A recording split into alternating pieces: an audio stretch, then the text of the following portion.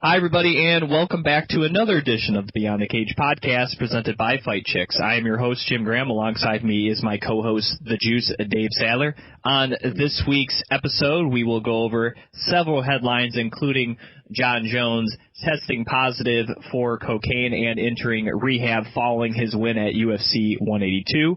We will also announce our 3 fan winners for our fan poll, where fans got to vote on our award selections for the 2014 Beyond the Cage MMA Awards. And we will also break down UFC 182, all 5 fights from the main card of this past weekend's pay-per-view. Once again, as I mentioned, I'm your host, Jim Gramm. Alongside me is my co-host, the Juice, Dave Sadler. How's it going, Dave? Amazing.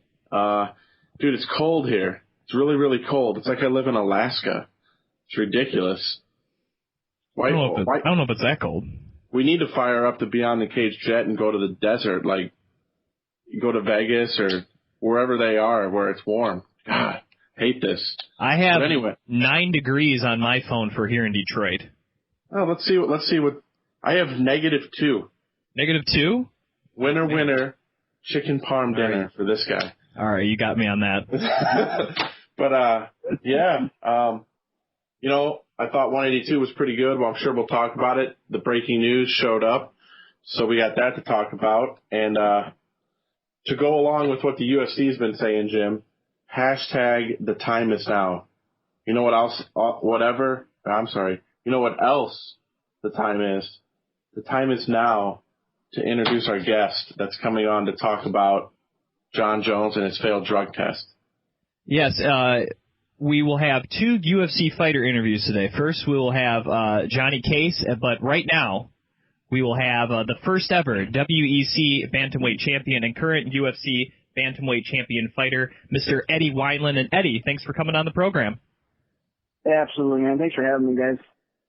Of course, we're going to have you on to talk a little bit about Jon Jones and his situation, get your reaction as a fellow UFC fighter as well. But also we'll ask you some questions about what you've been up to recently as well. And Dave was mentioning to me that you recently had a baby? Yeah, November 26th, we had our first little guy, named Jack Edward. And it's awesome, man. Fatherhood is great. I wouldn't trade anything in the world for it. You know, every UFC fight I've ever had, I mean, you could keep it all. Just give me my kid, you know. So you had your kid, and then you had Thanksgiving just a few days later? Yeah, and I think next year his birthday falls on Thanksgiving, so unfortunately he has to steal Thanksgiving's thunder, but it is what it is. Awesome. No, that's everybody knows I'm the father. I got twins, and it's pretty awesome. They I don't know what it's like to have just one, but it's pretty awesome when literally a little part of me wanted twins just so we could have our first 2 and get it done and knocked out and be done with it. But then another part of me is like, well, when I buy one, I got to buy 2, and it's just do we get it done and over with, or do we do it one at a time? Right. Well, I have twins, and they're literally just on the other side of where I'm recording. And the good thing is they play well with others, because I know you can't hear them while we're recording this. And the one thing that stinks for me is when I go and I'm like, oh, son, look at this monster truck I got you. And he's like, yeah, this is awesome, Dad. But then I'm like, son, we got to go down the Barbie aisle because your sister's with us. And it's like, oh, man. So aside from that, it's like the commercial, Dad, do we have to play with Barbie? Yeah. So awesome. Hey, before we get into Jones, you said that you were just coming back from the gym, so you're back in training and everything. Are there any plans for a fight for Mr. Wineland? I wanted to schedule something for April. I did get a CT and an X-ray, and I heard back from the doctor just last week, and he's not comfortable releasing me for contact yet. He said there's still one point in my jaw that he would like to see heal a little more. Okay. That being said, he's a doctor, and if he's not going to release me, he's not going to release me. But, that's 6 weeks from now I could be released, so there's still a possibility of April. Okay. I've been doing a lot of strength training and just trying to stay in shape. I went and wrestled a few times. But the majority of it's been all weight conditioning and strength training and just trying to stay strong and stay where I'm at and not lose any ground. You want to stay on that number one pound for pound list. I think Joe Rogan said that there's nobody stronger at 135 pounds than Eddie Wineland. Well, you show me another 135 pound fighter that deadlifts 450 pounds, and then they'll beat me. Okay. I competed in a deadlift competition. It's been a few weeks now, 2-3 weeks, and it's the guy who runs my strength gym, my best friend Jason Gusick. We had Applied Strength and Conditioning there. He did a little, it's called like a pull through competition. It was they started a new foundation called Still Strong, and it was my third round. I think I pulled 430. I was still feeling good, so I told him, I said, we got to go to a bonus round. I pulled 440, and it still felt good, so I said, load the bar up 450, and that's ever since I started working out with him, that's been my goal. Is I wanted a triple body weight deadlift, and I pulled it. So I got 450 at 150 pounds, and felt really good about it. Hey Jim, you want to try to deadlift 3 times my body weight? I don't want to deadlift 3 times anyone's body weight. I don't think I could handle that. I want to say sophomore year of high school, I think I maxed out at, I want to say 186 or something like that. So that was a few years ago, but that was good enough for me. And I didn't know how much it was till afterwards. Some of the other, older players on the football team were like, "Hey, you got this, you got this." I'm, 15 years old. I'm like, I don't know, that looks a lot. They're like, no, you can do it. You can do it. And I did it. And I was like, holy crap. Like, I'm like, how much weight was that? They're like, it was just like, 180, 190. I was like, what? Like, so, it feels heavy, man. Yeah. So with your, deadlifting skills, we're going to see you and Dave at the, Arnold Classic this year in one of the weightlifting competitions. Hey, you never know. I got to do something to fulfill my need. Yeah. Well, I was going to ask. Obviously, you had the jaw injury after your fight in May in Cincinnati, and you've had a pretty long career so far, and you've had a lot of battles. Is that the most serious you've ever been injured participating in MMA, Eddie? Yeah, that's actually the second time I broke my jaw. I broke it back in October 2004. Just a small little rinky-dink show. Same thing. I mean, I actually broke. One of my breaks was in the same spot, and the second one was in a different spot. But it's not fun. It kind of sucks, but it is what it is. Part of the game. I knew what I signed up for, and it's always a possibility. It could always be worse. Obviously, death is a possible outcome, but you don't think about that. You don't think about what could happen. You think about what can happen. Right. Now, how long did you have obviously you're mentioning the pain, how long could you before you were able to kind of talk normally and eat food normally after this injury? This one I was actually able to talk normal. It wasn't quite as severe as the other one. My other break, my jaw actually folded down, and I felt like I was missing a tooth, like he knocked a tooth out at first, but then I realized I couldn't close my jaw, and this one, it didn't move nearly as much. I mean, it moved a little bit, but I could still talk. I couldn't quite eat because every time I tried to close my mouth, there was just, the pain. So they had me wired shut for 3 weeks. And then he took the wires off, and I was actually plated. He had me 2 plates. The plates actually started kind of bothering me a little bit, and he made mention that if I wanted to pull them out, we could pull them out. So we took them out. It's been, I think, a couple months now since we pulled them out, and it feels much, much better. I've actually tried my mouthpiece on. My mouthpiece still fits. So, kudos to the doctor who did the surgery. I mean, to make your teeth line up damn near where they were before you broke your jaw is that's a pretty great feat, I think. Before we get in, I just have one more question. With those plates, is that something this is probably going to sound really dumb, but did you have to get those removed to ever have a chance to be cleared to fight again? I didn't have to, no. But the doctor did say that if there's any chance that I wanted to fight again, he recommends it. Okay. Just for the simple fact of letting the jaw heal completely on its own rather than relying on the plate. Okay.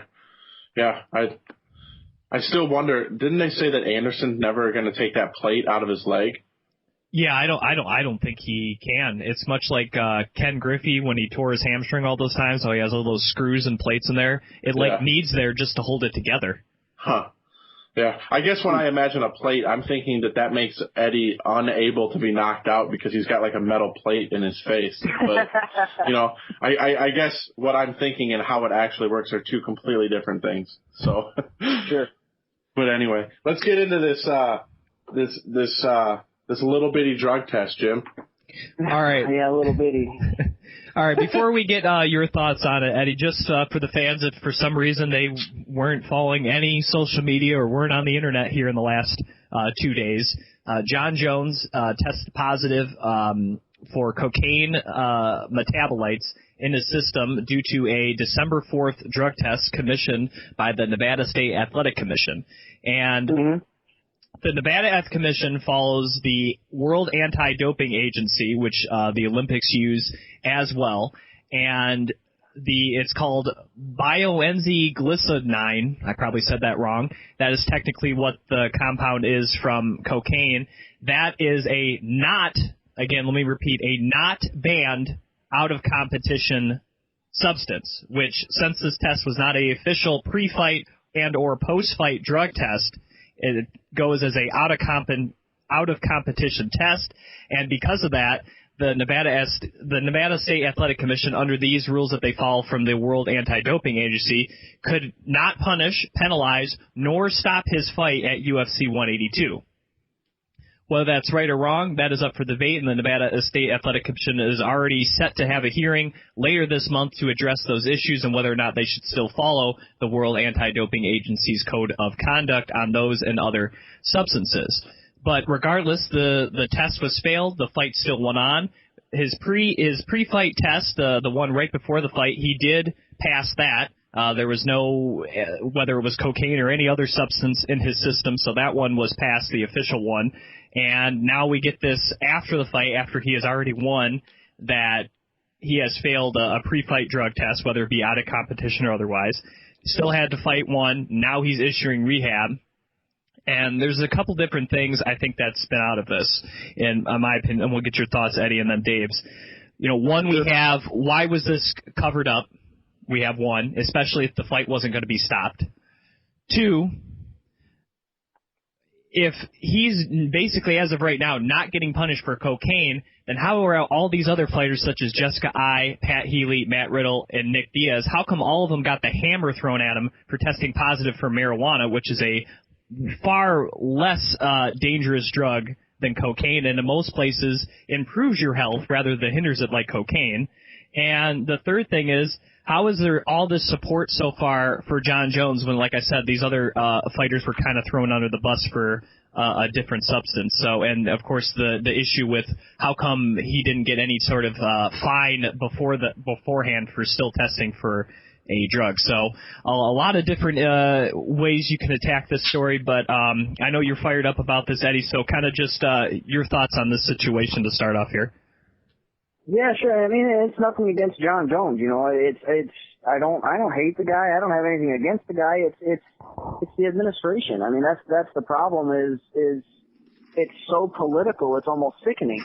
They can pick and choose who they want to punish and who they want to throw under the bus, and because he's the show pony, the breadwinner, and he makes them all the money. It's okay, you decided to check yourself into rehab.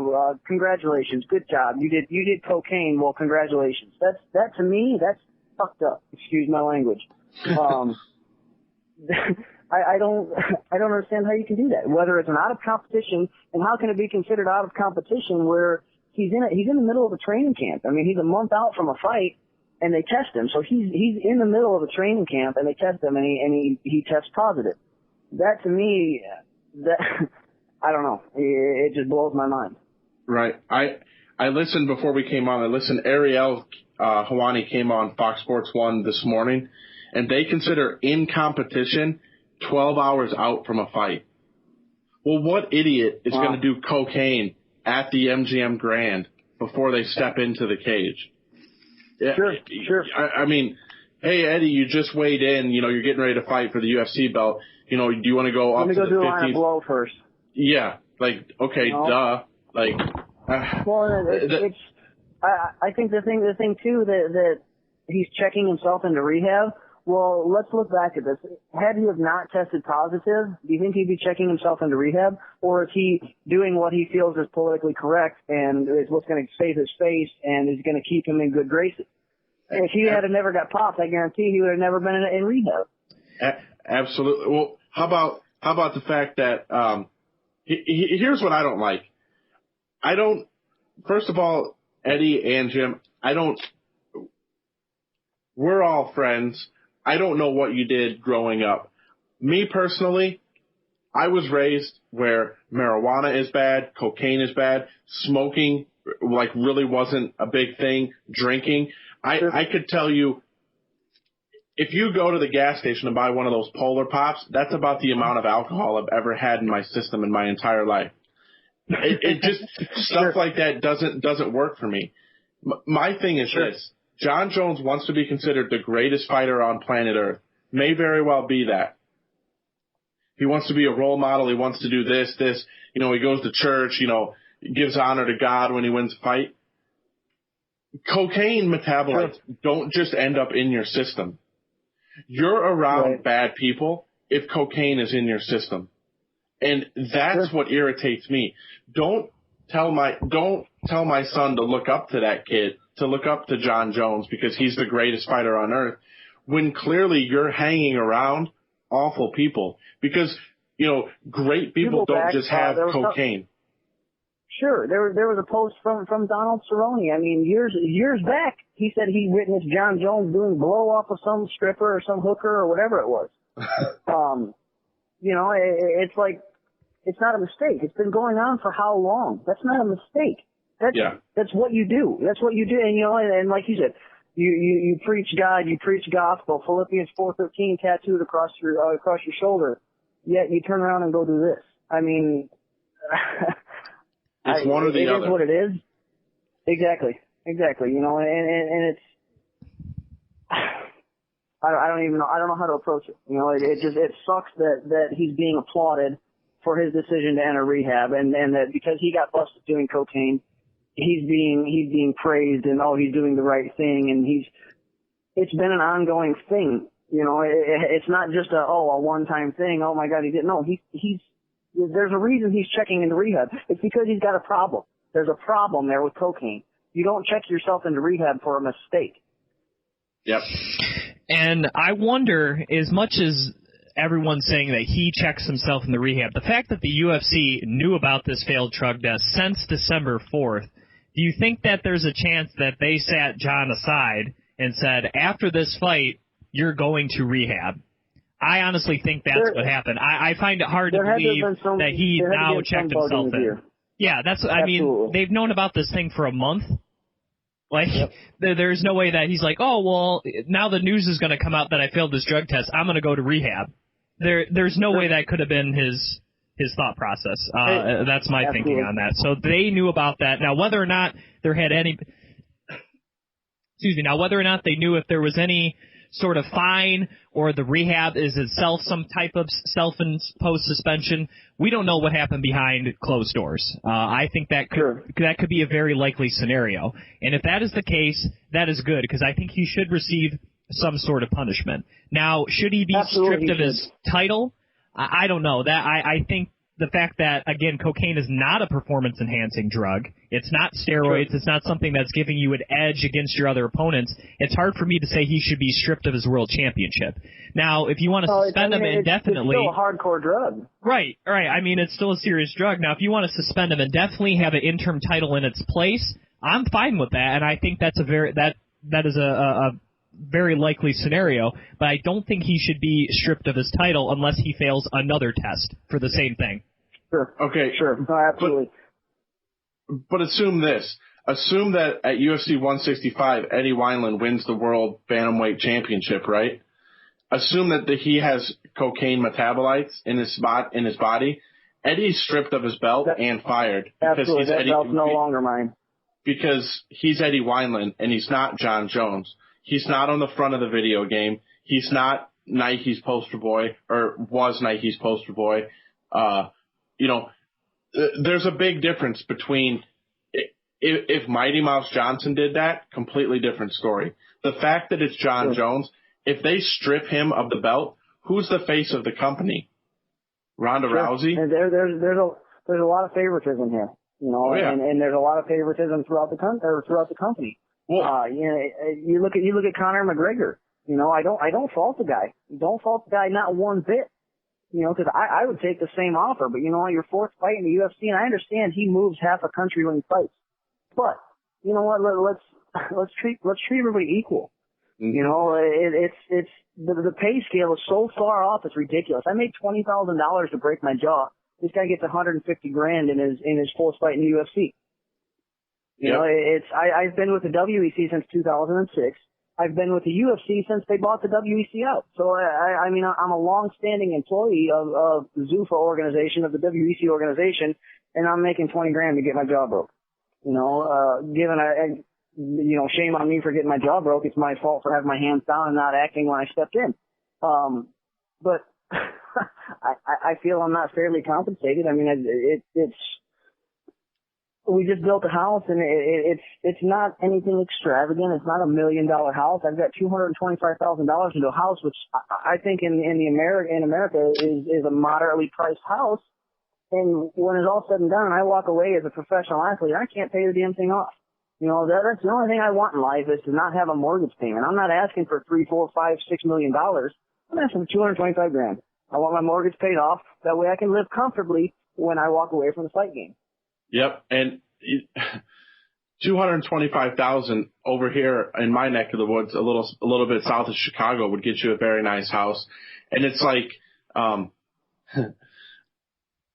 Eddie, I'll give you full disclosure. About a month ago, I had a totally different view on fighter pay, but my friend Brian Ebersol, he's been in the fight game maybe a little bit longer than you. I know he definitely has a lot more fights than you, but because he goes all over the place. But the pay scale, after I talked to him, if you're at the gym, Eddie, and you rip a toenail off your toe and you need to go to the doctor and get it stitched up or whatever, Eddie Wineland pays for that. UFC doesn't pay for that.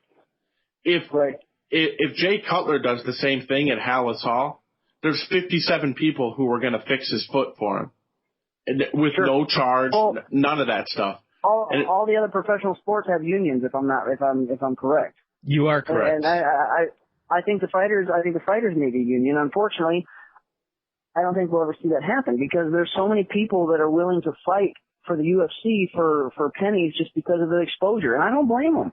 I don't blame them, not one bit. But for people like myself and people, that are sitting in the top 10 of each weight class, that sucks. Because it's the people who are sitting top 10. name a top 10 boxer who can't make a very, very good living and be able to retire when he's done fighting. I mean, I don't know, and I guess I should choose my words wisely, but I feel that we're not properly compensated. I mean, the money's not bad, don't get me wrong, but for what we put into it, all the blood and the sweat and the travel and the time, and when you break it down, I'm making like $6-7 an hour. Yeah, I mean, I'm so happy you brought this up. So Eddie comes over and he fights Uriah Faber on a Jon Jones co-main event, right? You fight at 128. Did you fill in, or was that a fight that they just straight? No, that was kind of the high profile fight to introduce the bantamweight to the UFC, I guess. Okay, so then after that, then you fight Joseph Benavidez, Scott Jorgensen, Brad Pickett, Renan Barão, Ija Buen, and then Johnny. I mean, all of those people are people that are top 10 in the division. And to go back to the McGregor thing, he's beat 3 people, and they're hiding wrestlers from him. I'm sure you could wrestle Conor McGregor, but you fought for the bantamweight title, the interim title, and it's almost, you're not even compensated for the fact that you you fought for the belt, essentially saving the card. Was Jones on that card too? Yeah. That was Jones Gus, right? Yeah, essentially that was Jones Gustafson. So you save another title fight on that card, but then, like you said, you got to work a full-time job on the other side to pay for the fact that you're a professional athlete. And absolutely, I've got bills that I can't make, and again, I've been laid up, and I'm going to be laid up for a year. You know, if fighting was my only job, essentially, I made $20,000 last year.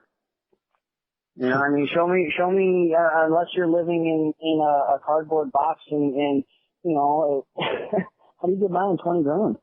Yeah. It's, how do you do it? Nope. I can't buy food for $20,000. No. Nope. You know, it makes me laugh because I've got all these friends who they're iron workers and they work for the electric company and they work in the steel mills and they work hard. Don't get me wrong. They put, you know, 60 hours plus a week, but they're making a constant $150,000 a year. And they all look at me like, oh yeah, if I made your money. No, dummy. If I made your money, you know, let's roll reversed here. They all think that I'm making this Uber pay and that I'm just rich as shit. Well, no, I don't think so, man. You're making well over what I'm making. You know, my fire department salary, it is barely enough to make the bills meet. Yeah, and like you mentioned earlier, Eddie, with the fact that you don't think there's ever going to be a union. Here's the problem. Jon Jones, at his last fight, I think I looked it up, and let me see here. I think he made $550,000 on Saturday. Sure. No, 500, right? 500. Was it? Okay. A flat rate. Show up, win, lose, whatever. $500,000. Show up, win, lose, do blow, whatever you need to do. And that's not including pay-per-view points. Yeah, absolutely. Sure. So I think it was estimated he made $1.5 million on that fight with the pay-per-view points. Right, because we were thinking that was at least 500,000 buys, conservatively. Sure. I don't think that's a stretch. Right. Plus sponsor money and all that. So assume what is in it for Jon Jones to care about Eddie Wineland or looking at the card. Exactly. Like Rodrigo Dam made $12,000. Why does Jon Jones give a shit if Eddie Wineland can make his house payment?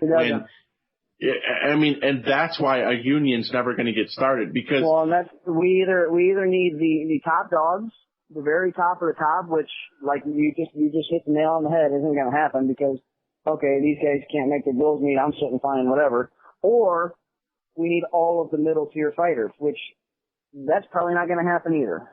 So at the end of the day, I mean, it is what it is, and I mean, I'm going to keep training and I'm going to keep doing what I got to do because I've got bills that I need to make. Yep. God damn it, pay my house off. I'll fight 4 more times. Okay, give me 4 fights. Don't pay me a dime. Just pay for my mortgage. Okay, pay my house off and I'll fight 4 times, 5 times, whatever you want, and you don't got to pay me a dime. Simple as that.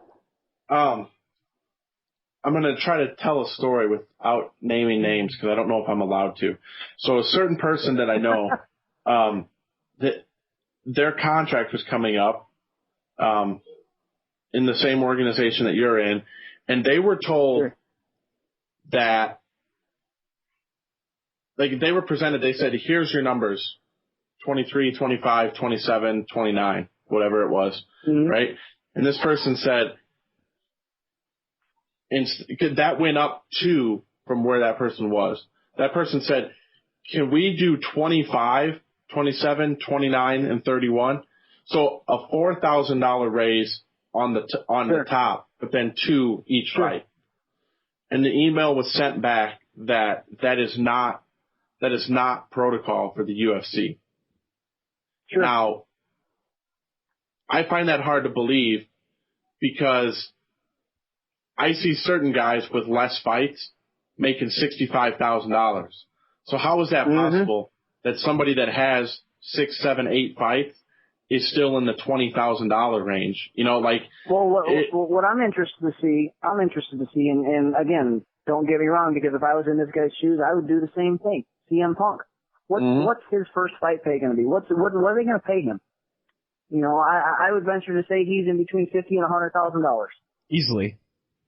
Easy. You know, and don't get me wrong, I don't fault the guy. You know, awesome. The dude, it's on his bucket list. He wants to fight another dude. He's never had a single fight, but hey, here we're going to throw you into the biggest organization. Go at it. Great, good for you, man. Congratulations.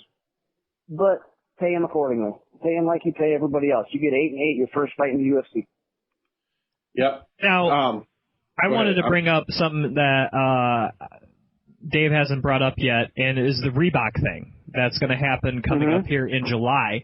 And, of course, all the money that the UFC is getting for Reebok is going to go directly to the fighters through some type of tiering system. Obviously, the higher ranked you are, the more sponsorship money you can get from Reebok. Do you think that's something that will help you out tremendously, even if, like you said, say you're still at somewhere between 20 and 30,000, if this Reebok thing can come in and gives you, I hate to throw around hypothetical numbers, but obviously you're a top 10 fighter, so I would imagine somewhere in the realm of 5 to 10,000 extra from Reebok. Do you think that's something that's a good thing if it is steady numbers like that for you? I think it sucks. You know, I don't make a killing on sponsors. You know, but from the numbers that have been thrown around and the speculated numbers that the top 1 through 5 will get 10 grand, the top 6 through 10 will get 5 grand, or 7,500, 5 grand, and so on and so forth. I think that sucks. You know, $10,000 for a top 5 fighter in sponsorship money. I know there's fighters out there who are making probably close to $100,000 on sponsorships alone. So you go from making 100 grand, well, guess what? Now you get $10,000. That's a $90,000 cut per fight. That's huge. You know, for me, it's not going to affect people like me as much as it's going to affect the bigger names. And, you know, I still think it sucks because my potential to grow my sponsorships are there. But now that potential is being taken away because I can't go out and generate my own sponsorship money. I can't go out and generate my own you know, monthly salaries through sponsorships, and I have to abide by the UFC and Reebok and whatever they want to pay me, which that sucks. Yeah, the thing, like I was just looking at it because Jim said, you know, obviously you're a top 10 fighter. Looking at the bantamweight division, you got Cruz, they've got him slotted as number 2. So since he doesn't have a leg to stand on, see what I did there? He doesn't have a leg to stand on. That was funny. Jim, you can laugh. That was funny, man. Come on. Nothing? Crickets. God. Anyway, tough crowd, Dave. Tough crowd. Yeah. Jeez. But my point is, so Cruz is on this list, and he's considered number 2. But obviously he's not going to fight for a year and a half. That's taking money away from Eddie. Because if you take Cruz out, that moves you up to 6. Is that more money for you? Is that less money? The big thing I don't like about the Reebok deal. What's that? I think it'd be the same money because if I'm you said I'm at 6 right now. They have you. It'd move me up to 6.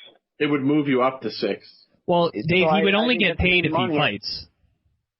Right. You know, and that's that being said, they could use the same argument on myself. You know, I've been injured for the last year. We need to take him out of the top 10, which then, that really hinders me because now I'm looking at a $2,500 paycheck for sponsors. Whereas if I'm outside of the top 10 and I can generate my own sponsors, you know, the potential to make $10,000 to $12,000 is there. Right. If you take that away from me, well, now, okay, you got a $10,000 cut. Given that's not a $90,000 cut, but still $10,000. I don't know what kind of money you guys are making, but $10,000 to me is a lot of money. No, it definitely is, and I definitely wanted to bring that up as a scenario, whether you liked it or not. And Dave and I were thinking that the Reebok thing could lead, you know, you mentioned possible unions and whatnot, and now, of course, the UFC, I think is it 3 lawsuits, Dave? Yeah, there's 3 separate. There's 3 separate that are essentially the same. Right. So we have 3 separate lawsuits coupled in with a Reebok deal. I think, to be honest, Eddie, the way a union may happen is maybe not through fighters organizing, is maybe as a result of legal action. I honestly think that's probably more likely than, like you said, a big guy talking out like a Jones or a Rousey or someone like that, or like you said, the majority of the rest of the UFC, banding together.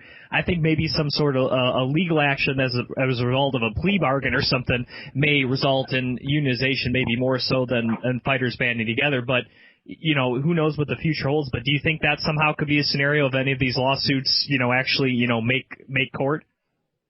It's hard to say. Some of these lawsuits, the UFC may come to these guys and go, listen, here's a check for $500,000, drop your lawsuit. And it may work. If they do that, then we're right back to square one.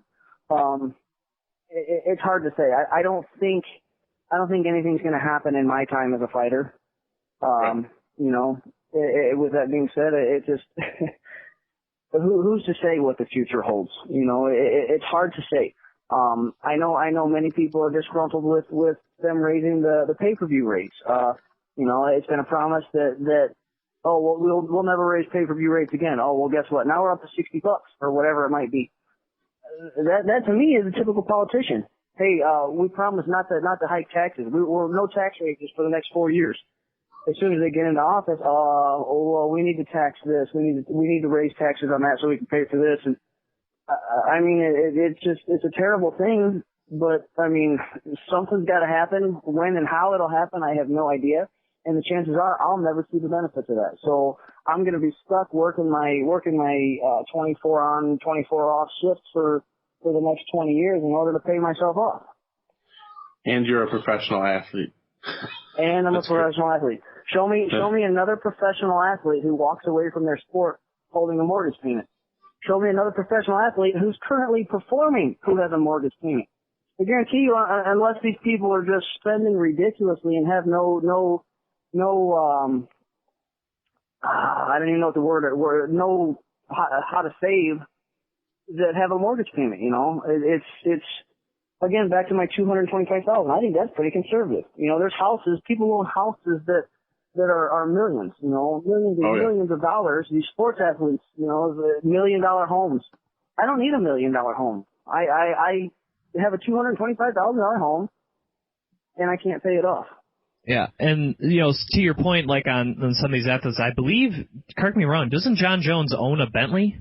Like, I've seen pictures of that. He owns a Bentley. Yeah, Jon Jones owns a Bentley, and then he crashed it. And I believe the Bentley is probably worth as much as your house. Every bit of. So you know what I mean? It's just, yeah, it's crazy. Hey. It's crazy to think about it. Jim Gramm and Dave Sadler here on Beyond the Cage, presented by Fight Chicks, talking with UFC Bantamweight fighter Eddie Wineland. And Dave, I wanted to let you continue on the point. I just wanted to reintroduce the fans who we're talking to on a multitude of issues here with the UFC stemming from Jon Jones' failed cocaine test. But go ahead with your line of questioning, Dave. Yeah. I wanted to reset for the folks out there listening. No problem. Hey, Eddie, I just wanted to also let you know that you're moving in. You've surpassed my previous number one guest. You're now my number one guest of all time. Awesome. Now I don't have to harm you. Yeah. It only took 40 minutes. That's all it took. There we Just go. 40 minutes. There we go. That's all right. So as we were talking about Jones before we got on the pay, Jim had mentioned that the UFC knew about this before the event. Now, yes. I am a freak when it comes to these events. I watch the press conferences. I watch the question and answer before the weigh-ins. I watch the weigh-ins. I watch all of it because I can't get enough of it. My question is, if you notice at the pre-fight workout, Jon Jones came out, shadow boxed for 10 seconds or 15 seconds, they said, and then he signed autographs for 40 minutes. Okay. For the fight, when the prelims of 182 were going on, he walked out into the MGM arena and was signing a few autographs right there by like the tunnel, was signing autographs for people. My thing is this. I know you were part of the workout when you were at 165 at the Hennen, for the Hennen fight. Yeah. Doesn't that seem like, am I off base by saying that seems a little bit fishy, that somebody who is kind of a bad guy, knows that he was popped on this drug test, is trying to, it almost is like he's saving face. I mean, he's trying to regain the fans that he's going to lose when the negative drug test comes out.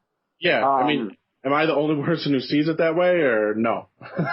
It's possible. It's possible. I mean, I don't analyze things as much as you do, but I mean that's kind of what you get paid to do. You analyze everything. Right.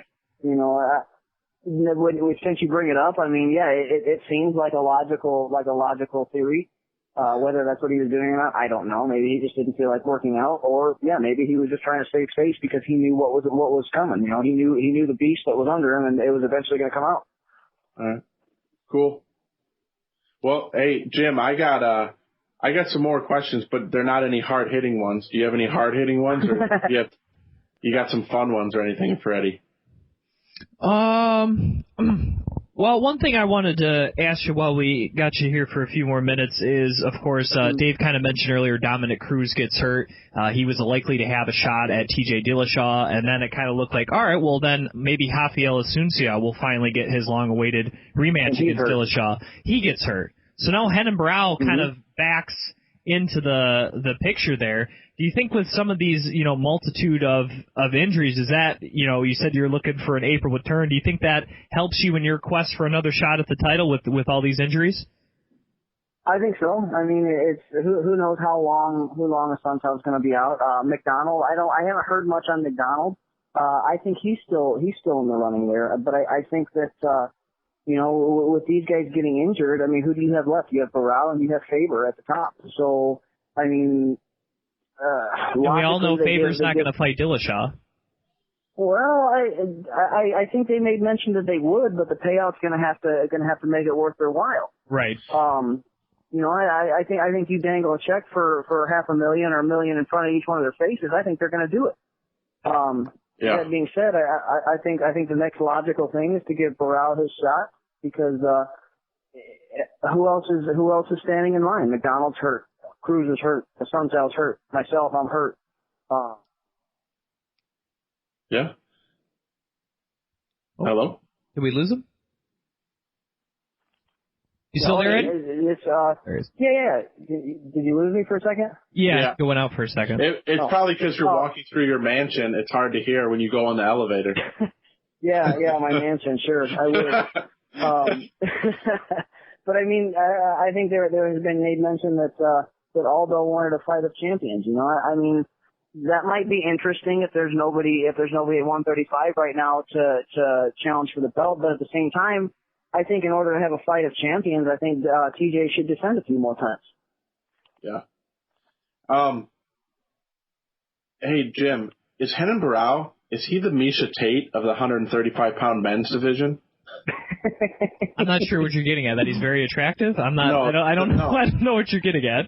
That he just backs into title fights. See what I did there? Like Misha does.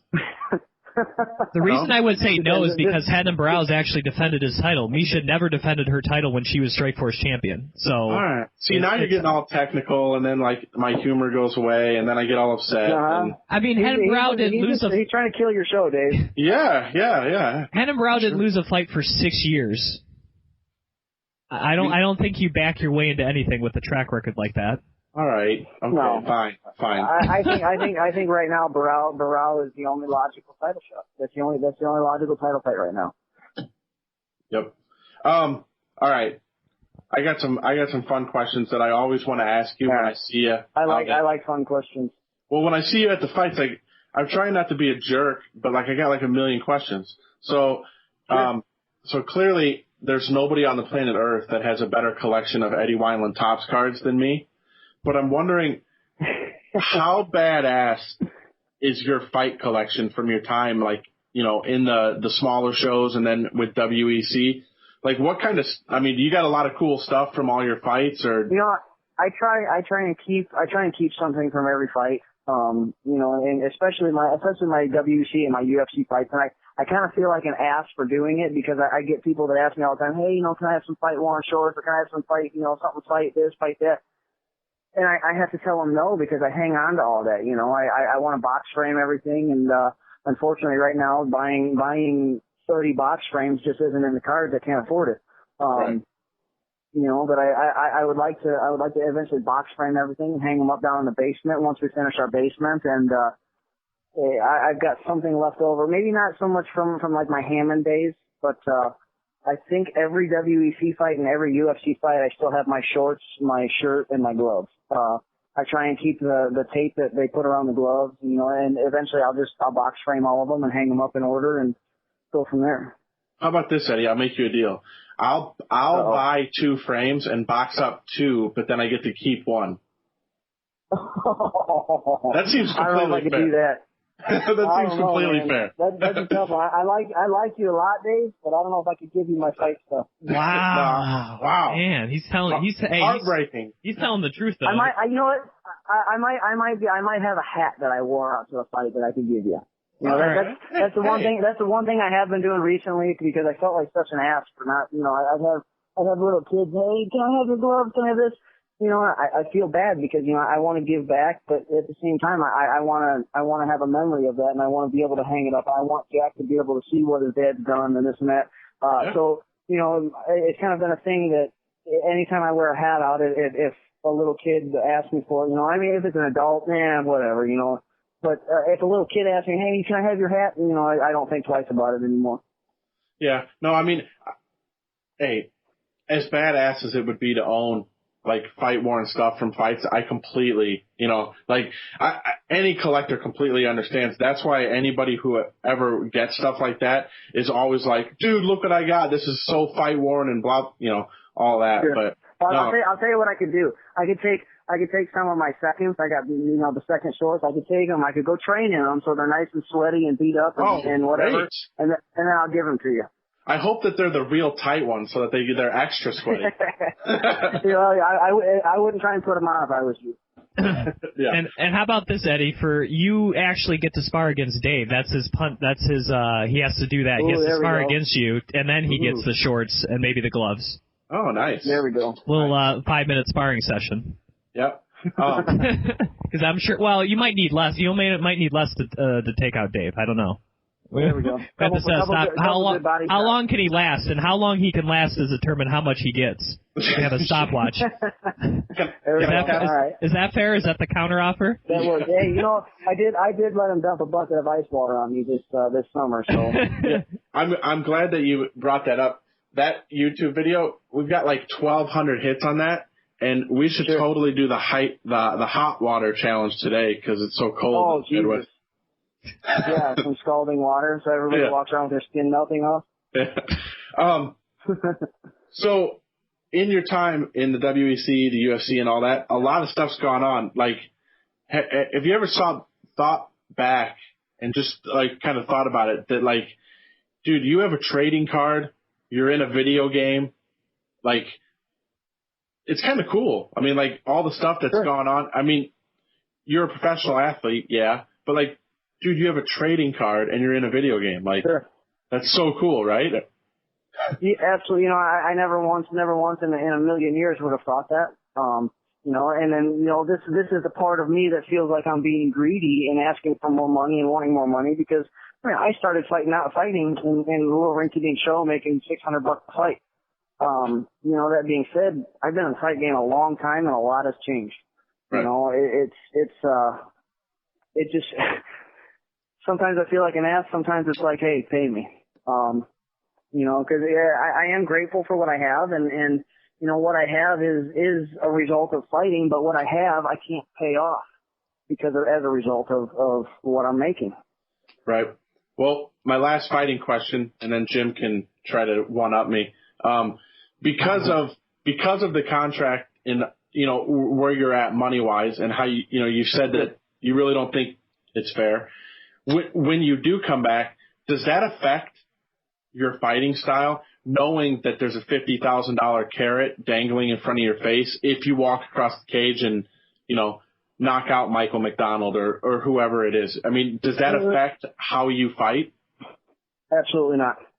Absolutely not, because if you change what you're doing and you just go for the gold every time, and it's you end up.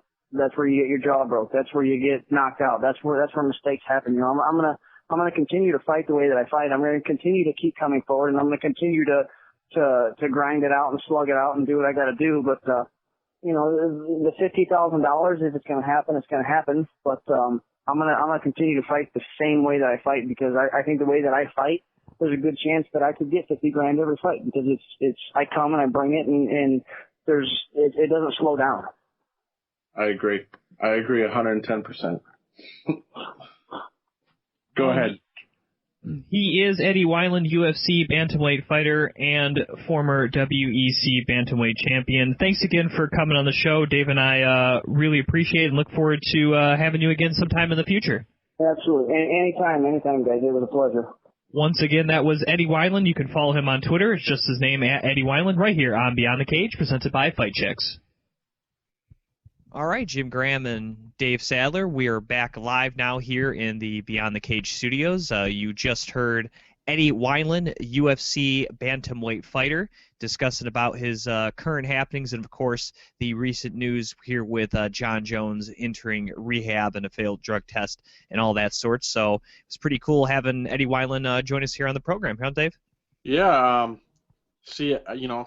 like I said, see Eddie a lot, and hey, any morning we can have a number 7 ranked fighter in the UFC come on the show. It's a great morning. And also, for those of you who will tune into our audio version of the podcast, it will also be its separate lone interview segment on our YouTube channel right here, Beyond the Cage Podcast, or youtube.com/Beyond the Cage Podcast. We will talk to Johnny Case. He will be fighting on the undercard of the UFN Boston card coming up next Sunday.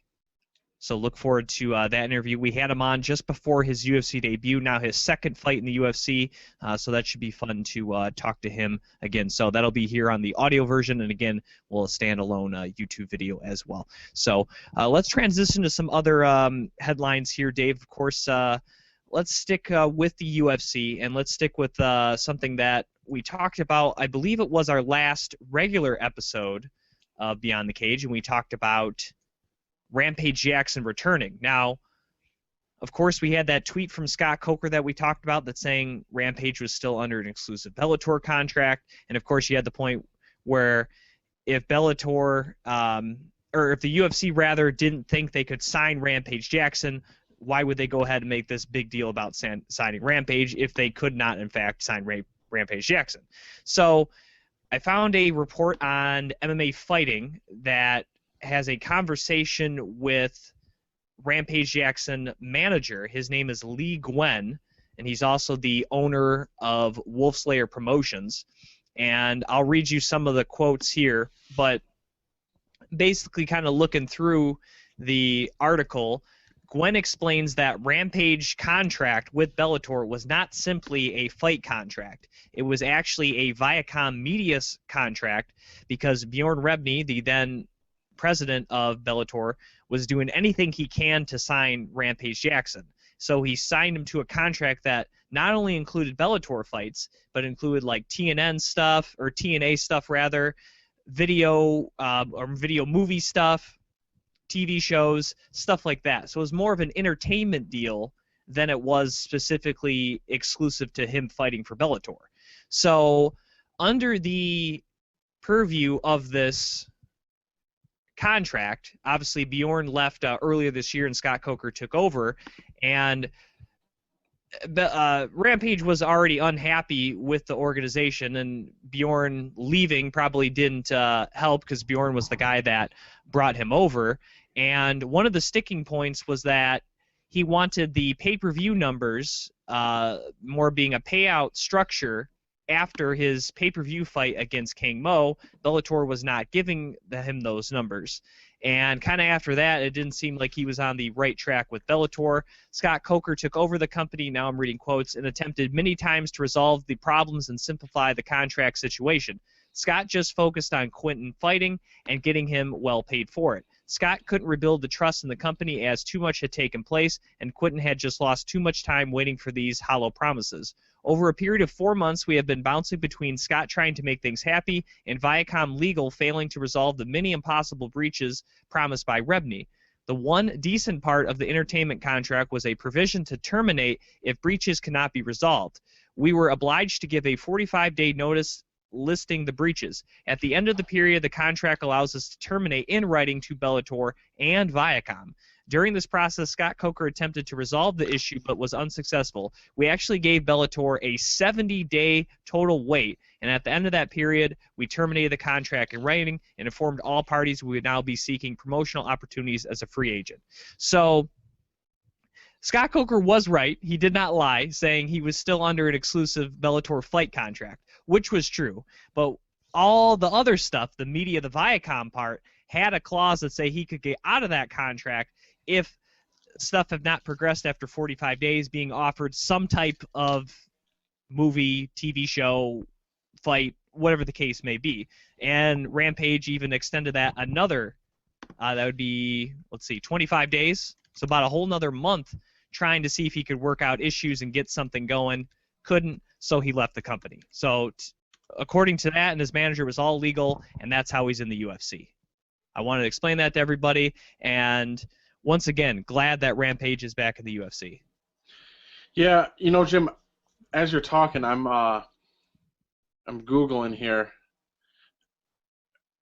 What it boils down to me is, I'm going to answer your question with a question. When Bjorn Rebney was let go, who else? Wasn't somebody else let go? I believe Scott Kaplan, the matchmaker. But there wasn't somebody else there was nobody else up in that upper echelon. No. There may have been, but those were the two names I remember. Okay, because what it sounds like is they went in, they cleaned house. Viacom took care of all that, and it's kind of like the brain wasn't talking to the rest of the body. How do you let a huge name like Rampage, basically he walked out on a technicality. I mean, he was under a fight contract, like you said, but it was all that other stuff. And when's the last time he was on TNA? When's the last time that he actually used the Viacom portion of the deal? I'm happy Rampage is back in the UFC. I don't know what he's going to do for the UFC. I don't know what he does for the light heavyweight division, but I have a feeling like he's going to be a fighter that they use in Japan, for the Pride type feel, I guess you could call it. But it's Jim. We've been doing this show just shy of 3 years. How many times have I uttered this sentence? You can make lots of small mistakes, but you cannot make these big mistakes. And it just seems like, to me, this is another small mistake that Bellator's made, and they can't do things like that. Well, I would say it's probably the first mistake so far under the Coker regime. Now, maybe it's a half mistake because technically Rebney's the one that signed him, not Scott Coker. Correct. So a mini mistake, but at the same time, a mistake nonetheless. The UFC gets Rampage Jackson back, and in my mind, now we talked about the Shogun fight being the one that hopefully happens first. I think that has to happen first. And another one, I was talking with some friends that they brought up, and like you mentioned, the Japan and the Pride feeling. He had a great fight with Dan Henderson in their title unification bout for the Pride and UFC championships back at UFC 75. I'd like to see that one run back. Henderson, Rampage 2. I could deal with those. I like those fights from the point of view, Jim, that they really have not a very big bearing on the title picture in either division. Let's call a spade here. Rampage Jackson, Dan Henderson aren't going to be seeing title shots anytime soon. They could probably put on good fights, but let's not. You know what I wouldn't mind seeing, and let me get your opinion on this. How about some of these girls in the 115-pound division and the 135 that we don't know?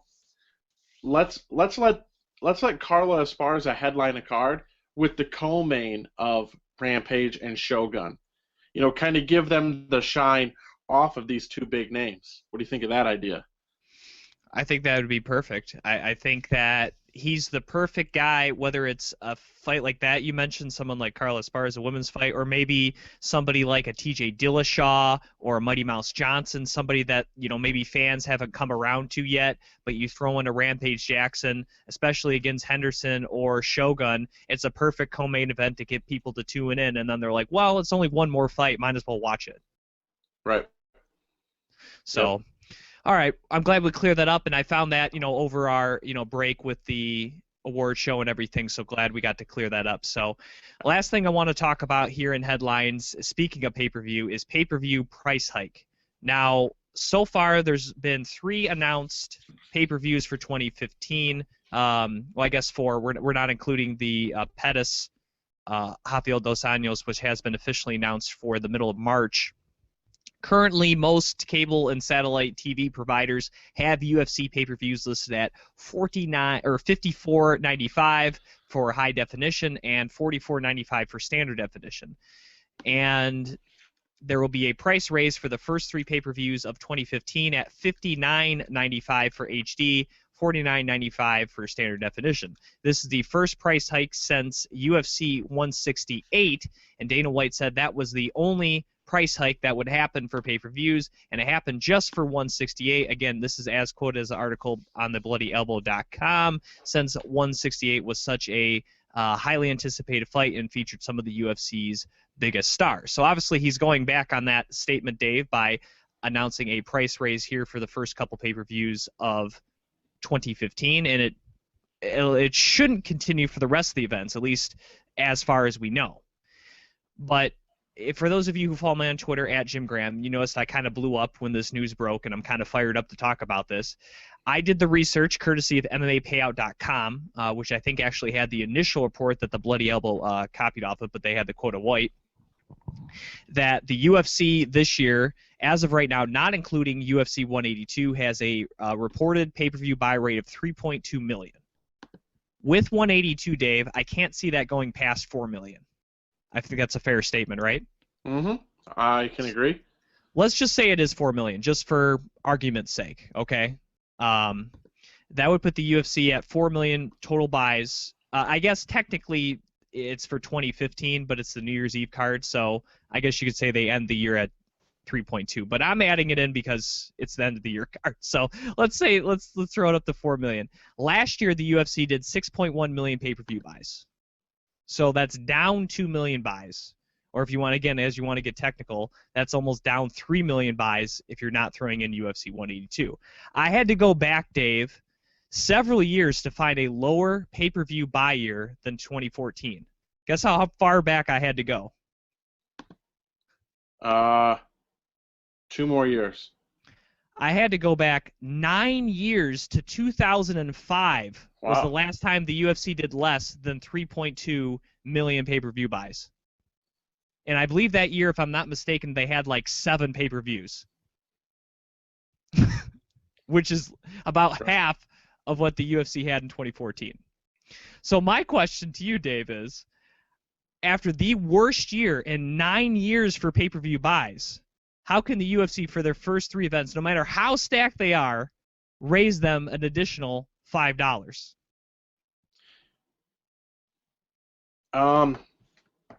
You're not going to be happy, but to be completely honest, I don't care, to be honest. And we've had this discussion. All these fights that they put on Fight Pass and, your computer, in a flip book, in a payphone, whatever it is, Me personally, I don't care. A lot of people didn't like UFC 182. I went back and watched it again. I didn't think that any of the fights were super exciting. We'll get into all that later. But I mean, there were some good bouts. Anytime that you buy a pay-per-view, you're buying it on potential. Does 183 not have potential to be a great card? Does 184 with Ronda Rousey and Kat Zingano, see that? Time is now. Does it not have potential to be a great card? I mean, think about anything that you buy on pay-per-view. Boxing, WWE, you're buying WrestleMania for the WWE based off potential. You don't know what's going to happen. When you buy a WWE pay-per-view, they charge more for WrestleMania because it's an hour longer. And for all you know, everything that they've led up to with WrestleMania could go completely backwards and completely flip the script, and you paid more money for that. I mean, based off of potential, that's what you're buying these for. And I'll pay the $5 extra, but I want to see every fight on every card. So your answer that the UFC is based off the potential of these 3 cards being so good is why they're charging an extra $5. Do you think that would be the UFC's answer if someone asked them that? No, I think what other answer could they give though? I mean, maybe they're trying to recoup their money from the fact that they had Joe Soto and TJ Dillashaw highlight a pay-per-view. Well, so you're saying they're charging more so they can get more money because they lost so much money in other ones. Well, I think I'm trapping you, Dave. I know, but it's all right. I think one thing that we're not focusing on that there's an article I believe on MMA Payout that's the same thing. Assume that all those numbers that we've heard, 750,000 buys and all the money, somebody went and looked, and essentially, I think it was 6% of the money that was made from gate and if you average out the pay-per-view buys, 6% of the money that was made went to the fighters. If you take Jones and Cormier out of the mix, 3% of that money went to the fighters. There's a problem. All that money that they are making, and it's not going to the fighters. Would you care if, man, I watched the opening. Was it the ladies opened up the card on 182?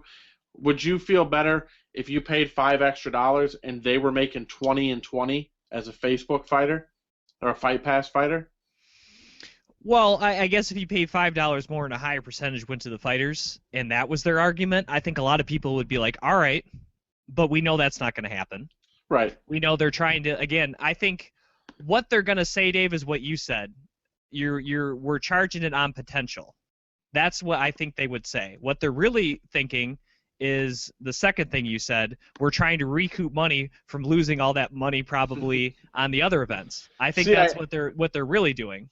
See, I am a genius. And then my third thing is, though, those are ways they can justify it. That's the way they're going to try to spin it. But to me, if you're losing money or if there's a practice in your business that's not doing well and is having a significant drop-off, typically your answer to those problems should not be to raise prices. Well, I agree. I agree. Your answer should be to lower prices or to change the way you provide that type of service or product, whatever your business is. Jim, you know what I never realized? I said I was a genius, so I put this cap on. I look like the genius from WWF days. Remember him? He used to come out. Remember that? Man, that might have been before me. I don't know. I bet our good friend AJ that was on the award show. I bet he's laughing. He probably knows. Lanny Poffo. Anyway,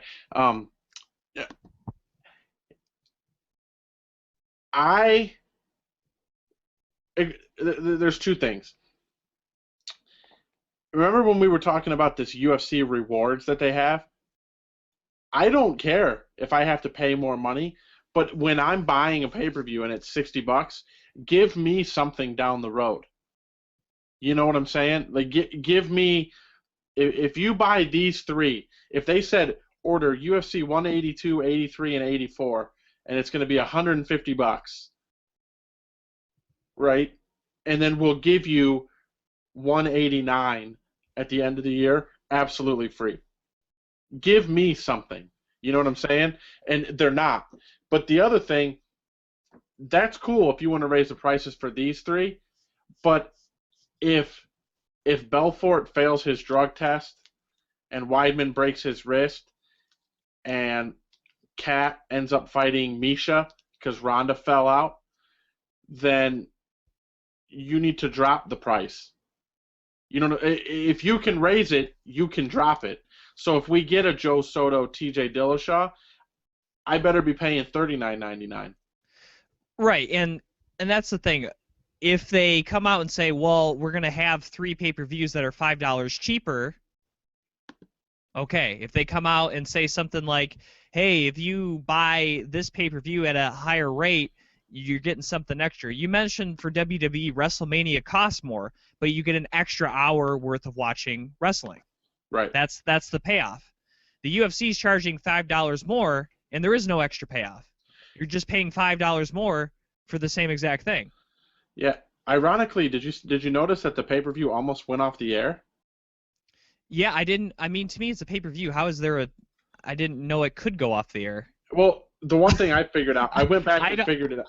The only time I kind of remember that was UFC 100. Right. And Well, the Fitch, was it the Fitch Damian Maia fight? Like was shown after the main event, and that was supposed to be like on the main card, but I don't know how many people actually ended up watching that one or getting to see that one. Well, yeah, the one thing I figured out was that they know they have that down to a time. We weren't ever gonna not see the fight and the decision because they've got all that timed out. That Jones is gonna hit the ring here, here, and here. Because if you've been to an event, you see him moving around and they know what the time is. But I just thought it was weird that they're like, hey, we got to get this interview done real quick. Well, if they wouldn't have interviewed Conor McGregor in the middle of that, they would have had more time. Yeah, well. Anyways. Yeah, got it. All right. Yeah. You digress. All right. Well, we talked about the prices here, so that should be fun. All right. Well, before we get to breaking down UFC 182, we have a couple of notes to pass along.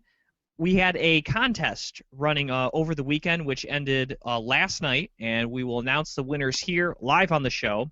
It was a fan poll. Fans got to vote and say their choice on the Beyond the Cage 2014 MMA Awards. So voters or people that voted on that poll were entered a chance to win some signed photos that I was able to get from some of our recent interview guests and some extra ones I had here at the house. So we'll be sending them out, and 3 winners will be chosen, and each winner will receive 2 random autograph photos.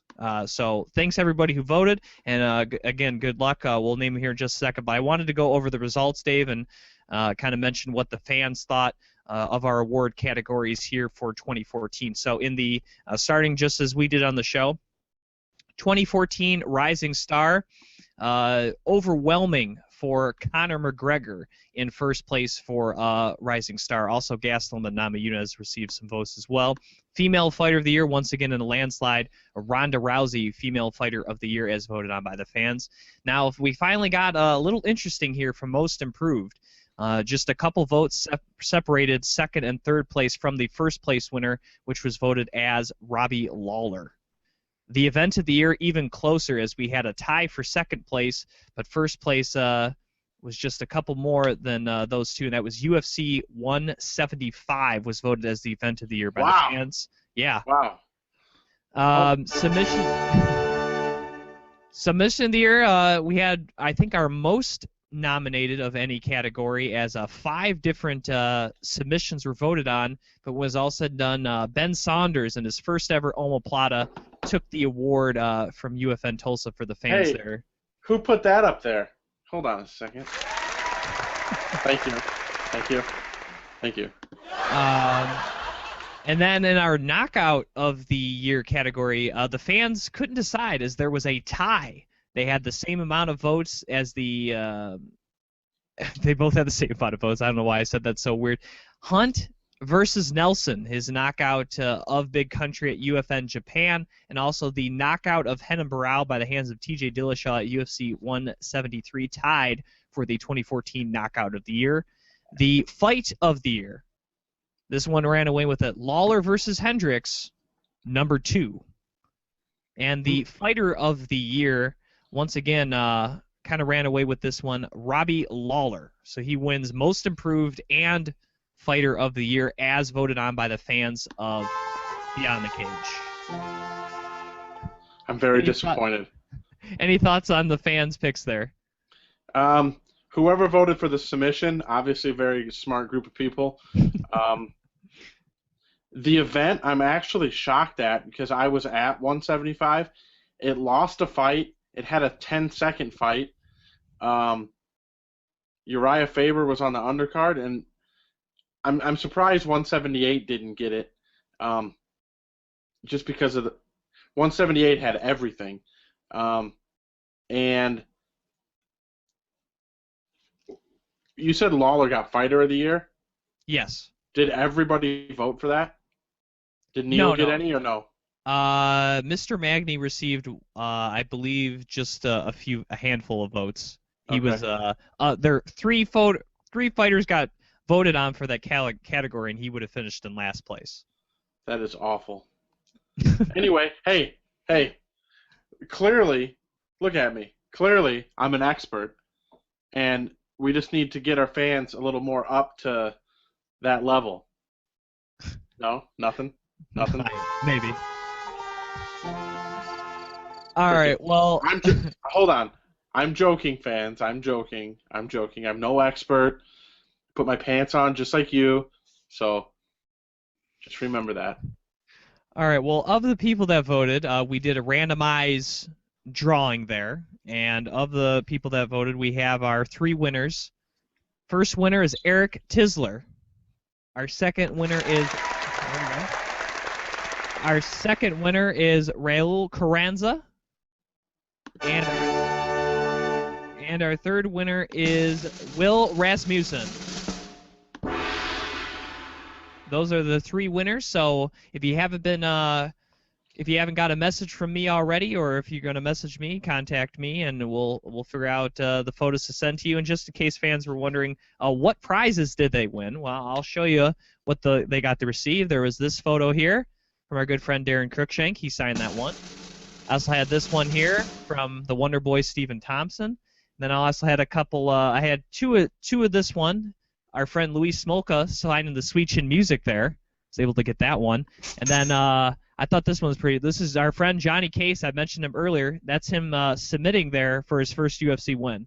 So that's what they'll be getting, our winner. So congrats to Eric, Raul, and Will. So those are the prizes you'll be getting. It's all going to be random, so you don't know what you're going to get. But I think those are pretty cool prizes.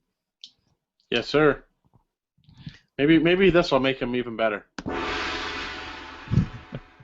All right, let's get to UFC 182 from Las Vegas, Nevada. We'll break down the 5 fights that were on the main card. Dave, the first fight of the evening was in the welterweight division, as it saw Hector Lombard take on Josh Berkman. And Josh Berkman's return to the UFC after a 6-year absence from the organization. Looking at this fight, Dave, one thing I noticed, and I think it ultimately led to kind of Berkman's downfall, was that Berkman fought this fight on Lombard's pace. Flat-footed, kind of plodding around, looking for big shots, and that's how Hector Lombard fights.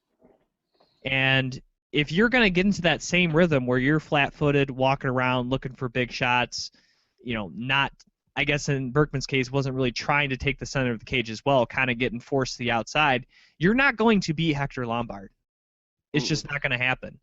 To beat Hector Lombard, you have to be on the balls of your feet, moving around in and out, and maybe throwing some leg kicks as well. That's kind of what you have to do to beat Hector Lombard. If you're going to go in there and try to throw bombs with him, it's not going to work out. It's just not. And if you go in there also, like Berkman did, he's not a great wrestler, but he kind of felt, all right, I'm getting beat at the feet. Maybe I'll try to take him down. I honestly don't think he could take – at 170, this guy is incredible. I mean, his takedown defense – taking away just his judo skills, Dave, just him as, the low center gravity with the way he's built, just physically he's a hard guy to take down. You add in how good he is at judo, he's almost impossible to take down at this weight class. And especially if you're throwing haphazard takedown attempts, it's not going to work. And if you get him down, is that a place that you want to be? That's like taking Ronda Rousey down. Congratulations. Now what? You know what I mean?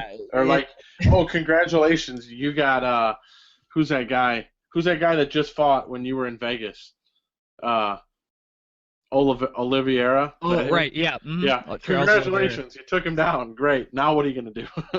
Yeah, so Berkman came in with the wrong strategy, and it showed. Just, you could maybe say, oh, Hector Lombard should have won in more, but at the end of the time, he was pacing himself, and he knew Josh Berkman was a dangerous opponent that, if he kind of overextended himself, he could have got caught with something himself. And I think it wasn't maybe Lombard's most impressive effort in the octagon, but he did what needed to be done. And now I'm thinking he probably is only one fight away from a title shot. I don't know how many more fights he needs. Yeah, I agree. I think they were talking. He wanted to fill in for on the Broomfield, Colorado card on Valentine's Day To take on Matt Brown. Yeah, that would be a very good fight. It would be very interesting to see if Matt Brown kind of goes at that breakneck pace, or if Hector Lombard can do what he did to Berkman and reel him in and keep him at his own pace.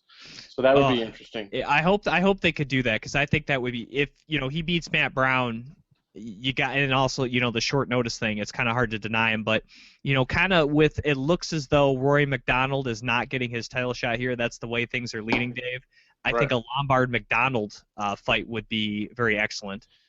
Who did Lombard beat before Berkman? Why do I keep thinking that it's Jake Shields? Jake Shields, yeah. That's who it was. Where it wasn't very exciting, but he was very dominant in the performance. I gotta say this because my mindset has changed a lot on this, Jim.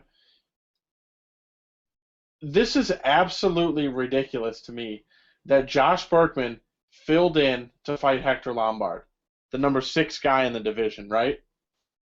Mm-hmm. Josh Berkman coming off a win over Tyler Stinson to defend his belt. No, to not defend his belt. That was just a fight. He had lost the inaugural fight there for Steve Carl. Right. Then he beat John Fitch. I'm going back. Beat Aaron Simpson, Gerald Harris. All of these people are UFC cast-offs, right? So he comes in. I know he helps the UFC out by taking this fight. He made $45,000 to fight the number 6 guy. That is absolutely ludicrous. That somebody like that, he was in the UFC in what? Like 6 years ago. Right. Now, I only bring this up because, I talked to Ebersol over Christmas, and he kind of got me thinking, and I've been going through and looking at it. It's ridiculous. Brian's got more fights in the UFC than this guy has just in the last 2 years. And Bryant's not even close to 45 and 45. Who is Berkman? I'm sure Berkman's a great guy, so, kind of leave that out of it. But Bryant's got a better record than this guy, and they're not even close. And it's ridiculous. Berkman's filling in, and he made more money than Horiguchi, Godnote, Sean Jordan, and everybody underneath him. He made more money than all of those people on the card, and it's ridiculous, and it's getting out of hand. Well, we don't know what had to be done to get him from the World Series of Fighting. Right. Whether they had a match, and maybe I don't find that hard to believe that's what he got paid at World Series of Fighting. So if he had to do something to get released, if the UFC say, hey, we'll match, and World Series of Fighting is like, well, we're not going to pay him more than 45, then he goes to the UFC at 45. I don't know. Right. I just, when I saw it, I was like, unbelievable. That is, but anyway, glad I got that off my chest. I feel a lot better. Speaking of Kyoji Horiguchi and Ludus Gaudino, they fought next at UFC 182 in the flyweight division. And Dave, I thought this fight would be the coming out party for Horiguchi, that everyone could see what I think this guy has in store for this flyweight division as a possible title contender for Demetrius Mighty Mouse Johnson. And I think we saw some flashes of it, Dave, but I think we saw maybe Horiguchi being more reserved, maybe the jet lag flying from Japan to Vegas, maybe that affected him. Maybe Gaudino's better than we thought. I'm not sure. It was a little combination of the two. Horiguchi definitely won this fight, but landing 59 strikes of 123, yeah, he outstruck his opponent by 30 strikes, but 59 and 123 is not a very great percentage. It's a decent percentage, and he did outstrike his opponent. I mean, Gaudino threw 95 punches or strikes, and he only landed 29. That's pretty bad. So he did a good job of not getting hit, but kind of being flashy in that killer instinct we had seen in his previous 2 fights, we didn't really see as much in this fight. So it was a win, but I was kind of let down because I thought this was a chance for everyone to get to know Horiguchi.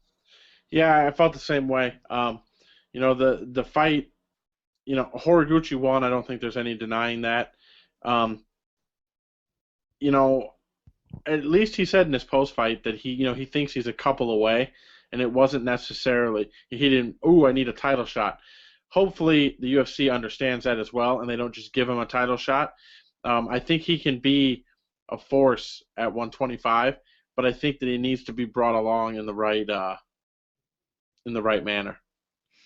Our next fight was in the middleweight division as Brad Tavares took on Nate Marquardt, and unlike his last fight at 185, Dave, where Marquardt just came out guns a-blazing against James T. Hunna, we did not see that here against Brad Tavares. We saw kind of more of the old Nate Marquardt, a little more reserved, trying to be a little more technical and maybe use his wrestling. But the thing is, Brad Tavares is a pretty big 185er and has a very good reach. And with that approach, Dave, being a little slower, a little more methodical, he could just not get inside on Brad Tavares at all. And then when he tried to switch it up and do wrestling, he got absolutely shut down as he was 0 for 7 in takedowns. And looking at the striking numbers, Tavares was 57 of 126, Nate Marquardt 34 of 69. Not only could he get inside, he was just not being active. He was not throwing for whatever reason. And like I said, just the striking numbers are one thing, but for Tavares to throw basically twice as many strikes as obviously something's wrong. You're not pulling the trigger. You're just taking punches and you're not answering. So for whatever reason, Dave, Marquardt to me just did not show up for this fight, and Tavares, he was on his A game and he got the victory pretty easily actually. Yeah, wasn't real impressed with Nate Marquardt. I was hoping for a better performance from Nate Marquardt, but like you said, Jim, he really didn't show up, and he can train and do all the hard work, but if you don't show up on fight day, all that is worth nothing. And Tavares gets the victory, and we'll see what's in store for him next. Co-main event of the evening was at 155 pounds as the Cowboy Donald Cerrone took on Miles Fury Jury. And Dave, kind of maybe not quite as bad as Nate Marquardt, but I think in this fight Miles Jury had a game plan going in, was try to take this one on the ground. Your stand-up's good, but you probably don't want to stand up with the Cowboy for 15 minutes. And after trying to take Cerrone down in the first round, which I believe was his only credited takedown, Cerrone swept that position and was able to get into an advantageous position, side control, eventually got the back, came very close to getting a rear naked choke, really secured round 1. Round 2 was pretty close. Jury actually only tried one takedown. The striking numbers were very much the same as both. Jury landed 10 strikes to Cerrone's 12. I think Cerrone was maybe waiting for that takedown, so maybe he was a little more reserved there in that second frame, but I probably still would have gave that to Donald. And then in the third round, Jury tried his hardest, but 0 for 5 on takedowns. And Cerrone even added a takedown of his own. And then I think Cerrone realized, all right, I'm going to let everything hang loose. I think I maybe have these 2 rounds, and this kid, he's not giving me much threat with the takedown, so I can kind of go off a little bit, throw some strikes, as he outstruck Jury in that final round 29-5. And overall, in the striking total, Cerrone outstruck Jury 54-17, and Jury was just 1 for 7 on takedowns. And I think this was a case of the takedowns not working, and when it came to standing up, I don't know if it was a confidence thing or what, but kind of like Marquardt wasn't pulling the triggers. Again, this is just thrown strikes, Dave. 105 for Cerrone to just 57 for Jury. It just didn't seem on the feet there was a sense of urgency or that same confidence that we have seen him use his stand-up in other fights. And I don't know if that first round, completely changed his mindset or what, but this is not the Miles Jury we remember seeing, and this was the same old Cowboy, and he kept rolling. And if you weren't going to do anything to kind of change what the Cowboy likes to do, you weren't going to win the fight. Absolutely. I thought this was another one where it was like this was the moment for Jury, and it was like he just didn't seize the moment. I mean, it's not like there's not tape of Donald Cerrone. He fights like every day. I mean, you know, you had to know going in what you're going to get from Donald Cerrone. His game hasn't really changed. He's going to pressure you. He's good pretty much everywhere, and he's looking for a way to get a bonus of some sort, whether it be a back and forth affair, a knockout, or a submission. And it was just like Jury just didn't show up, and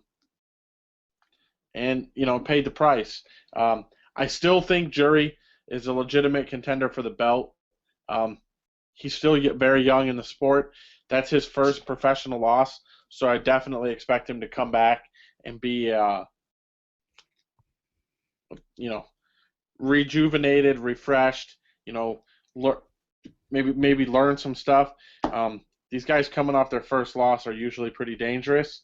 And what do you think about the old cowboy living up to his word and getting a fight booked before he leaves Las Vegas?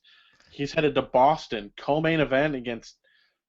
Oh, wait a minute! I screwed it up, Jim. I should have had it ready. Well, darn it. Well, he's fighting Ben Henderson as Yes. Eddie Alvarez got hurt, and I would say, well, maybe, yeah, man, that's a quick turnaround, which it is, Dave. But I just read out the stats. He got hit 17 times. He's good to go. It's when you actually look at the numbers, he came, besides just fighting the 15 minutes, he pretty much, that's like 5 strikes a round, or like that's like 1 strike a minute getting hit. You got hit with 1 punch in 1 minute. That's all the damage he received, pretty much, more or less. So the only thing would be weight. Obviously, as we know, he cuts quite a bit of weight. That would be the only thing. But other than that, I mean, he's good to go. And obviously, the UFC wasn't hesitant in booking him versus Henderson 3, considering Henderson's already up 2-0 in the series. Right. Well, we will get to see this, though.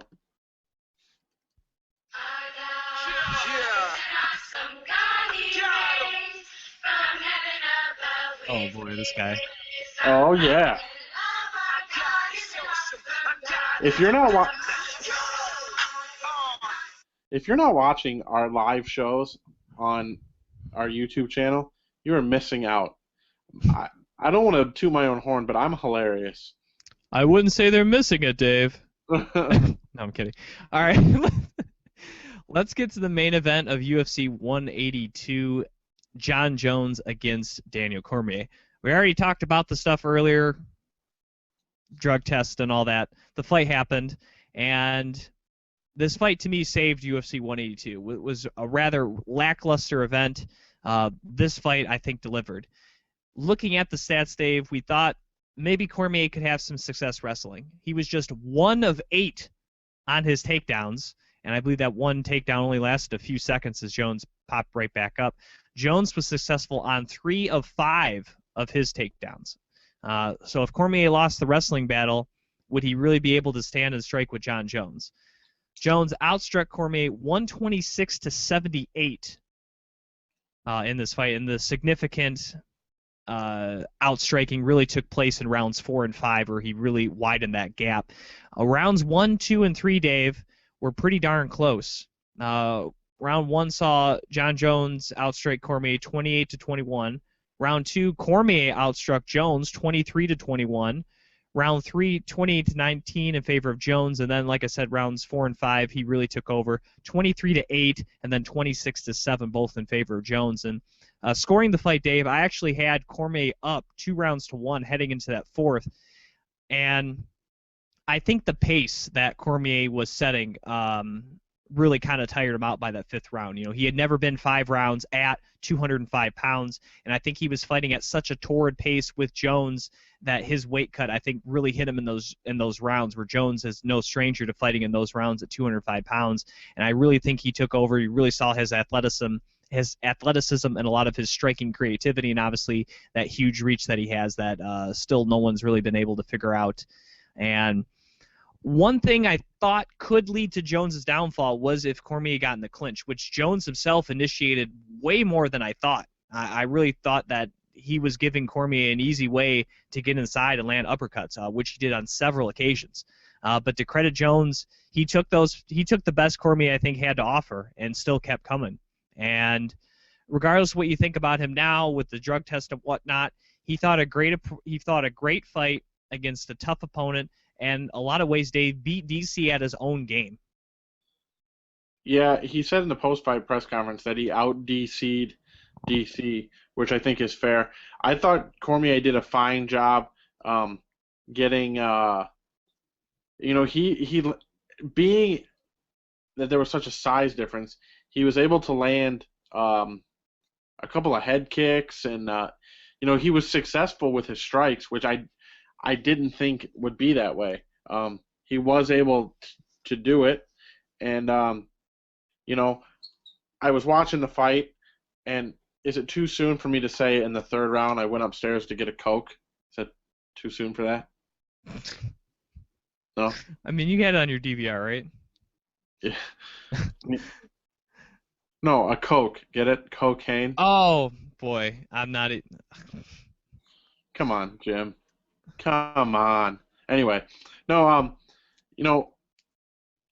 I thought it was a good fight. As the fight wore on, it was like, well, Jones is going to win unless DC finishes him. He didn't finish him, so Jones wins, keeps the belt. What do you think about the last 10 seconds of the fight, Jim? Now, I will admit I did not have the audio on. Okay, so from my point of view, it looked as though the round had ended, Jones threw a late shot, and Cormier responded. Now, from what people have been telling me is that the bell had kind of rung and Cormier's were actually after the bell, but to me he was defending himself after that punch had been thrown. So well, I don't think there will be anything in between. So it wasn't like a Paul Daly situation. Well, I don't like the fact that Jon Jones is the world champ at 205 pounds. Top guy, pound for pound, all that business. And clearly you've won the fight. Why do you raise your hands up in victory when there's still time on the clock? And then you let up, so Cormier lets up because you're coasting for the last 2 seconds. Cormier does the same thing, and then he sucker punched him. That I get it that the bell, like the time was still going in the round, the fight was still going. But if the champion says, hey, we're done or whatever, Cormier did the same thing. Cormier didn't try to punch him, and then ironically he did it with 10 seconds left, so he knew that the clock was going down. Punches him, and then the horn goes off, and 2 punches are landed from Cormier. I thought it was a Bush League maneuver. Me and our good friend Doug Keese were watching it, and we got into a heated argument here in my man cave, and that was entertaining. Well, like I said, it's not a Paul Daly situation where it was clearly after the bell or anything like that. Like I said, DC was defending himself. Yeah, those shots came after the bell, but he's already thinking, all right, he threw a punch, I'm going. At that point, he's already going. So, no, I don't think anything will happen to Cormier. And yeah, it was kind of Bush League, and I think there's a difference, Dave. On our previous show, I said he has to play up being the villain. I think he kind of did that a little bit, but there's a difference between playing the villain and being classless.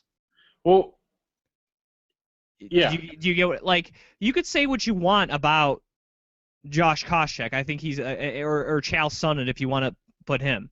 Those guys say things back and forth. They help build up the fight and whatnot. But at the end of the day, they end up being respectful of their opponent, and they're not doing anything like this. Like case I mentioned the Paul Daly thing. Josh Koscheck, for being the villain, he's not the one that threw the punch after the bell. It was Paul Daly. Right. You know what I mean? So that's what I mean. Like there's a line. You can kind of play that, and I think he was playing his part, Dave. He maybe is finally accepting that, but there's but like I said, there's a difference between playing up the villain and being classless, and I think he's edging over into now being classless. And now with this, news that's come out, I don't know if it completely explains everything, but you can kind of go, well, maybe that's why he's been acting that way. Right. You at least got to throw it out there. Right. Well, like my thing is, you have to straddle the line, but you can't jump over it. You can't jump off the diving board over that line. And like you said, those other people are right there. Chael Sonnen, he goes, Anderson Silva, you absolutely suck.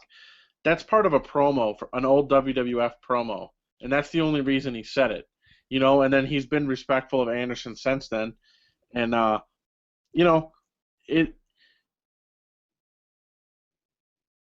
if you even want to be considered for pound greatest of all time, you don't do things like that.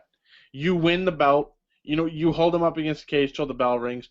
When the bell rings, you tap fist with the guy. You shake your hand. You bow. You do all that.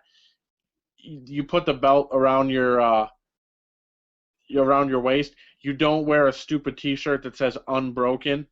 You're supposed to be the pound for pound greatest fighter of all time. You're above that. Yeah, it's funny that your shirt says Unbroken because his. I didn't mind that. I thought that was clever. I mean, it's clever, but I'm saying perfect example. We could be on our podcast saying F this, F that, screw this, screw that, the UFC sucks, Bellator, we could be saying all that, but we cover everybody. We talk about everything. We have guests all over the place. And then there's podcasts that are out there that do that. They're like, F this, just to hear themselves on look, Mom, I'm on YouTube type of thing. We're trying to do it the correct way so that we can move on to bigger and better things to a wider audience. That's what we're trying to do. And the same thing holds true for Jon Jones. You can be funny like all these other podcasts and, type guys, or you can set yourself above it. Like when you show up to a press conference, you don't wear a T-shirt. You wear a nice suit.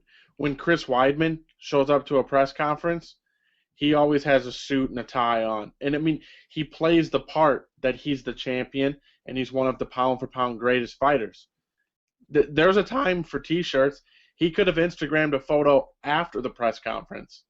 But it's just perception is key, and the perception that he put forth on Saturday night just doesn't show best in the world to me. Right, and then, like we said, this news comes out, and he's definitely taken a hit, and this story is definitely going to be developing. As the time we're doing this Wednesday, the news just came out the day before Tuesday, so more is going to happen with the saga of Jon Jones, and we'll comment on it when that news breaks. So, any other final thoughts here before we end this week's show, Dave? What do we got going on? Trying to think here. Man. No, earlier you were talking about best in the world, like Jon Jones being one of the best in the world. Remember that? Yes. I'm stretching for time here because I forgot. I am Joe Sorge, and Hold on. No, that wasn't it. That wasn't it. You know who is the best in the world?